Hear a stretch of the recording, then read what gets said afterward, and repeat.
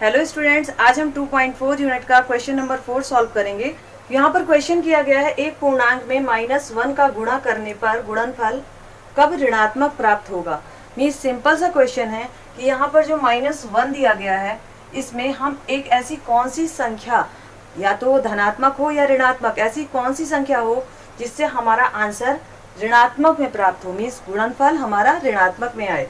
तो ये पहले से ही यहाँ ऋणात्मक में दिया गया है, तो अगर हम इसमें एक धनात्मक संख्या का गुणा कर देते हैं तो हमें आंसर ऋणात्मक में प्राप्त होगा, क्योंकि यहाँ माइनस प्लस क्या हो जाएगा, माइनस। तो हम आंसर में लिख सकते हैं कि अगर हम एक धनात्मक संख्या से इस संख्या का गुणा करते हैं तो गुणनफल हमें ऋणात्मक प्राप्त होगा। ओके, ऐसे ही नेक्स्ट क्वेश्चन में पूछा गया है कि एक पूर्णांक में -1 का गुणा करने पर गुणनफल कब धनात्मक प्राप्त होगा। तो धनात्मक प्राप्त करने के लिए हमें एक ऋणात्मक संख्या से गुणा करना होगा, क्योंकि ये संख्या पहले से ही ऋणात्मक है। यहाँ -1 पहले से ही दिया गया है। अगर हम इसमें एक ऋणात्मक संख्या का गुणा कर देते हैं तो हमें आंसर धनात्मक में प्राप्त हो जाएगा।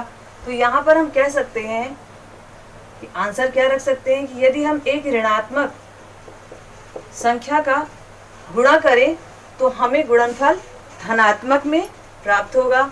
सिंपल है। अगर ऐसे ही यहाँ पर दिया गया है कब ना तो धनात्मक होगा और ना ही ऋणात्मक होगा, तो हम ऐसी इसमें कौन सी संख्या का गुणा करें कि हमें ना तो गुणनफल धनात्मक प्राप्त हो और ना ही ऋणात्मक प्राप्त हो।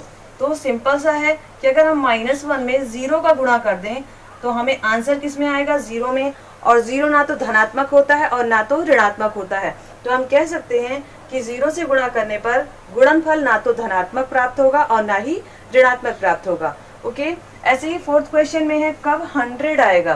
तो यहाँ पर -1 संख्या दी गई है, इस -1 में अगर हम -100 का गुणा कर दें तो हमें +100 प्राप्त हो जाएगा। ओके, दी हुई संख्या से अगर हम -100 का गुणा कर दें तो हमें +100 प्राप्त हो जाएगा। तो इसमें हम कह सकते हैं कि -100 का गुणा करने पर आंसर 100 प्राप्त होगा। तो आई थिंक ये सभी चीज़ें आपको समझ में आई होंगी। तो आज के लिए इतना ही, मिलते हैं नेक्स्ट वीडियो में। Okay, thanks.